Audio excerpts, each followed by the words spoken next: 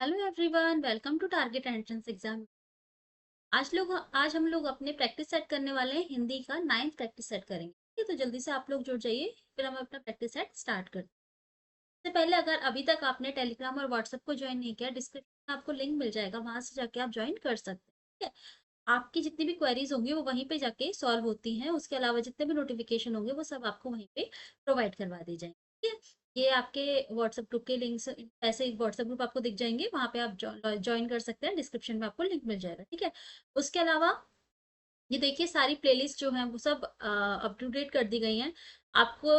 जैसे हिंदी है, रीजनिंग है, जीके है, ये सब अपडेट कर दी गई है। वहां पे आप सारी की सारी वीडियो एक साथ देख सकते हैं।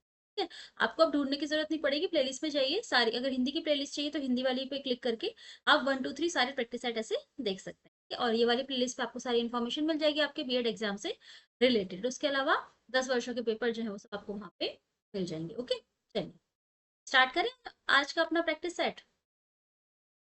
आप लोग जुड़ जाइए, चैट बॉक्स ओपन है आप लोगों के लिए। आप अपने आंसर ABCD जो भी आपको सही लगता है आप अपने आंसर चैट बॉक्स में दे सकते हैं। स्टार्ट करते हैं आज का प्रैक्टिस सेट। पहला क्वेश्चन है हमारा, मानक हिंदी का आधार क्या है? खड़ी बोली, अपभ्रंश, पूर्वी हिंदी या परिनिष्ठ हिंदी? तो मानक हिंदी का आधार क्या है? ये क्वेश्चन हम ऑलरेडी कर चुके हैं। इसका आंसर क्या हो जाएगा? ए हो जाएगा, खड़ी बोली, है ना। ये क्वेश्चन हमने शायद पीवाईक्यू में करा था, तो ये क्वेश्चन पीवाईक्यू से। ठीक है, ओके। नेक्स्ट क्वेश्चन, आप लोगों को जो भी आंसर लगता है 50 से, आपको 52 का ए लग रहा है तो 52 और ए ऑब्लिक ए ऐसे करके आप आंसर दे सकते हैं। 52 - ए करके आप आंसर दे देंगे चैट बॉक्स में, तो तब हमें पता लगता रहेगा कि आपकी प्रिपरेशन कैसी चल रही है। ठीक है, चलिए इस क्वेश्चन का आंसर दीजिए। निम्न में से अशुद्ध शब्द कौन सा है? परमार्थ, चरितार्थ, प्रतार्थ या व्यर्थ? व्यर्थ नहीं होता, व्यर्थ होता है, तो ये आंसर हो जाएगा, अशुद्ध हो जाएगा। शुद्ध क्या है इसका? व्यर्थ है ना। ठीक है, चलिए नेक्स्ट क्वेश्चन।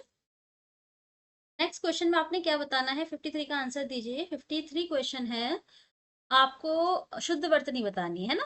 शुद्ध वर्तनी बतानी है, शुद्ध वर्तनी बताइए क्या है? तकनीकी, तकनीक, अच्छा तकनीकी कैसे लिखते हैं बताइए? A B C या D? तो सही आंसर हमारा क्या हो जाएगा? सी हो जाएगा, है ना। 53 का सी हो जाएगा। Next question. नेक्स्ट क्वेश्चन है आपका 54, इसमें भी आपको शुद्ध वर्तनी बतानी है। सुशील किस तरीके से लिखा जाता है? सुशील होता है, सशील होता है, सुशील होता है या सुशील होता है? सी एंड डी ये दोनों सेम ही ऑप्शन है, क्योंकि टाइपिंग मिस्टेक से हो सकता है, टाइपिंग मिस्टेक हो गई हो, कोई दिक्कत नहीं है। इसका सही आंसर हमारा क्या हो जाएगा? सी डी, जो भी आप लगाइए, बर्तनी तो सेम ही है। ऐसे टाइपिंग मिस्टेक आपके एग्जाम में नहीं होती है, तो टेंशन लेने की जरूरत आपको नहीं है। ठीक है, साथियों, जैसा कि आपको पता है कि बीएड पेस परीक्षा के लिए बहुत ही कम दिन बचे हुए हैं और इन दोनों में बेहतरीन तैयारी करने के लिए आप जो है चक्षु पब्लिकेशन की बेस्ट बुक ले सकते हैं। यहाँ पर ये संपूर्ण आपकी स्टडी गाइड बुक है। इसके साथ यहाँ पर आपको 15 प्रैक्टिस सेट्स प्लस प्रीवियस 8 साल के आपको पेपर भी मिल जाएंगे और इसके साथ यहाँ पर 3900 प्लस आपको क्वेश्चंस देखने को मिलते हैं। यहाँ पर आपके सामान्य ज्ञान, हिंदी, कला वर्ग और आपका रीजनिंग, आपको चारों सब्जेक्ट देखने को मिल जाएंगे। थ्योरेटिकल प्लस आपको ऑब्जेक्टिव, दोनों टाइप से आपके क्वेश्चन दिए हैं और सभी क्वेश्चंस का आपको जो संपूर्ण व्याख्या सहित आप देख सकते हैं, यहाँ पर हल भी दिया गया है जो कि आपके लिए बहुत ही हेल्पफुल रहेगा। इसके साथ ही यहाँ पर कॉम्बो पैक भी इनका है। तो इन सभी बुक्स को लेने के लिए आप लोग जो है नीचे दिए गए डिस्क्रिप्शन बॉक्स को चेक करिएगा, वहाँ पर लिंक दी गई है और वहाँ पर व्हाट्सअप नंबर भी इनके दिए गए, तो वहाँ पर आप व्हाट्सअप नंबर पर भी कॉन्टैक्ट करके इनको ले सकते हैं। और ये रहा इनका जो है कॉम्बो पैक, जिसमें आपको प्रैक्टिस सेट प्लस पूरी एक स्टडी गाइड बुक, दोनों चीज़ें एक साथ में मिल जाएंगी। तो इनको भी आप जो है परचेज कर लीजिएगा। जोर से हंसी, यह वाक्य किस क्रिया का समुचित उदाहरण है? अकर्मक, प्रेरणार्थक, द्विकर्मक या सकर्मक? मीरा जोर से हंसी, तो कौन सी क्रिया का उदाहरण है? ये है हमारा अकर्मक क्रिया का उदाहरण। ठीक है, नेक्स्ट क्वेश्चन। नेक्स्ट क्वेश्चन है हमारा, निम्नलिखित में से कौन सा शब्द जातिवाचक संज्ञा नहीं है? जवान, बालक, सुंदर या मनुष्य? इनमें से कौन सा जातिवाचक संज्ञा नहीं है? ठीक है, A B C या D? तो सही आंसर हमारा क्या हो जाएगा? ये हो जाएगा हमारा सी, सुंदर। सुंदर जातिवाचक संज्ञा नहीं, क्या है? ये विशेषण है ना। ये क्वेश्चन हमने करा है। Next question. नेक्स्ट क्वेश्चन है, अनुमान का विशेषण होगा। अनुमान शब्द का आपको विशेषण बताना है, क्या होगा? अनुमानित, अनुमति, अनुमानक या अन्मित? बताइए, सही आंसर हमारा क्या हो जाएगा? अनुमान का विशेषण क्या हो जाएगा? अनुमानित हो जाएगा। यानी ए इसका बिल्कुल सही आंसर हो जाएगा। Next question. क्वेश्चन सॉल्व हो रहा है ना आप लोगों से? चलिए, मैंने रमेश से पत्र लिखवाया, इस वाक्य में लिखवाया कौन से प्रकार की क्रिया है? आपको बताना है लिखवाया कौन से प्रकार की क्रिया है। अनुकरणात्मक, प्रेरणार्थक, नाम धातु या संयुक्त क्रिया, बताइए कौन सी क्रिया है 60 का, ए बी सी या डी? कौन सी क्रिया है? प्रेरणार्थक क्रिया है ना।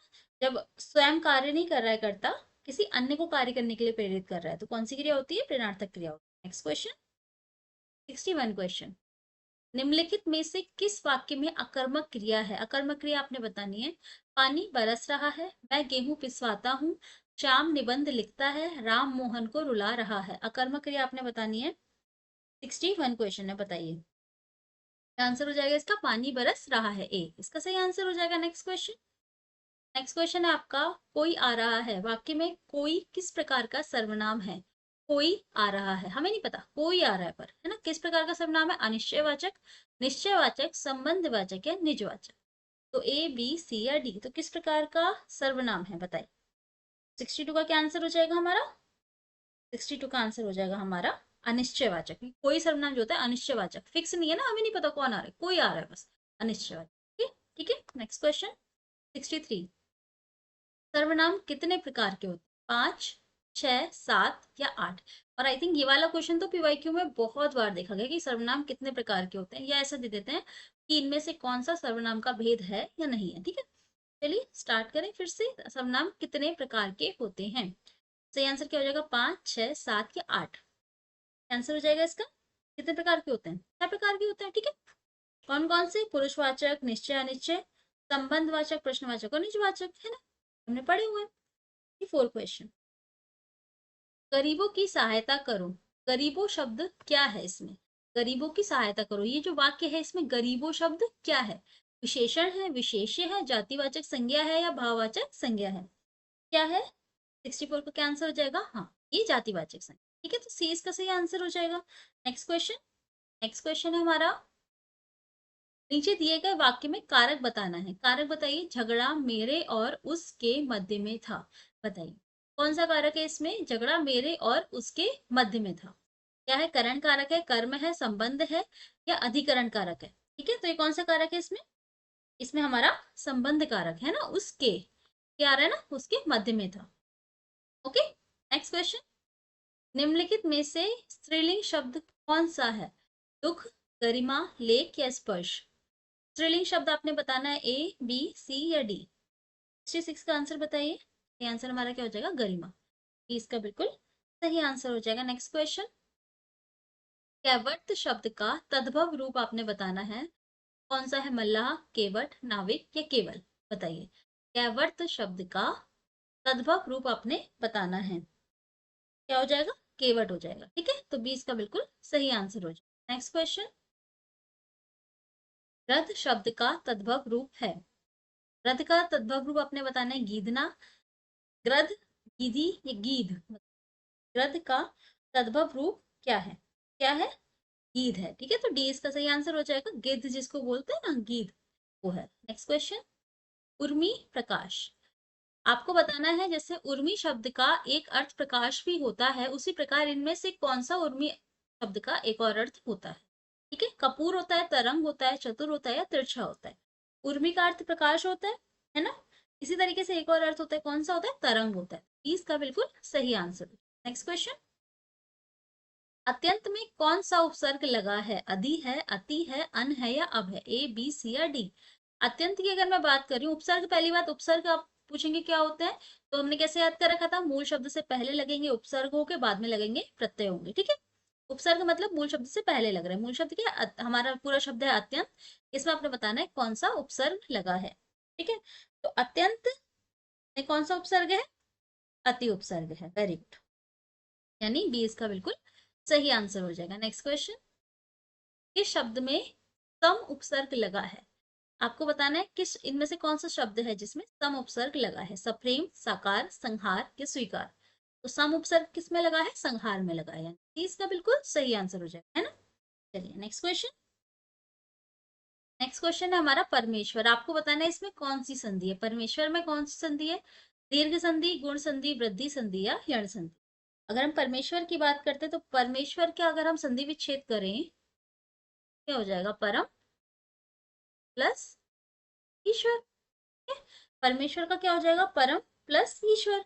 और इसमें कौन सी संधि है, इसमें हमारी गुण संधि है ना, तो 20 का बिल्कुल सही आंसर हो जाएगा। नेक्स्ट क्वेश्चन, प्रत्युत्तर में आपने संधि बतानी है, जैसे पहले बताई थी, प्रत्युत्तर में आपने संधि बतानी है। यण संधि, गुण संधि, वृद्धि संधि या दीर्घ संधि, बताइए। प्रत्युत्तर का संधि विच्छेद करते हैं, क्या हो जाएगा, प्रति प्लस उत्तर। ये वाला क्वेश्चन भी पीवाईक्यू का है ना। प्रत्युत्तर यानी प्रति प्लस उत्तर। इसमें कौन सी संधि है, इसमें हमारी यण संधि है। वेरी गुड, तो ए इसका बिल्कुल सही आंसर हो जाएगा। नेक्स्ट क्वेश्चन, निम्नलिखित शब्द में से संधि के उचित विकल्प को चयन कीजिए। यानी आपने बताना है जो अत्याचार शब्द लिखा हुआ है, इसमें कौन सी संधि है, मतलब कौन सी नहीं, किस प्रकार की संधि, कैसे संधि विच्छेद करेंगे। ठीक है, चलिए बताइए, ए बी सी या D.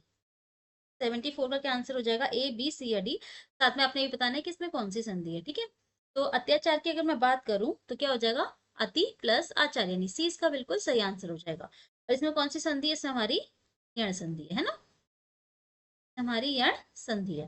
Next question, next question है हमारा, समाजोत्थान शब्द का संधि विच्छेद कीजिए। आपको बताना है समाजोत्थान शब्द का संधि विच्छेद क्या है। समाज प्लस उत्थान, समाजोत्थान, समाजोत्थान या समाज प्लस उत्थान, बताइए। तो समाजोत्थान का अगर हम संधि विच्छेद करेंगे तो क्या हो जाएगा, समाज प्लस उत्थान, यानी ए इसका बिल्कुल सही आंसर हो जाएगा। ठीक है, कौन सी संधि, गुण संधि। चलिए, आज हमने 75 तक यानी 25 क्वेश्चन कंप्लीट करें अपने, और बचे हुए क्वेश्चन हम कल करने वाले हैं। तब तक के लिए आप अपनी तैयारी बहुत अच्छे से करते रहिए, और टेलीग्राम व्हाट्सएप को ज्वाइन कर लीजिए, डिस्क्रिप्शन में आपको लिंक मिल जाएगा। ठीक है, चलिए, थैंक यू सो मच।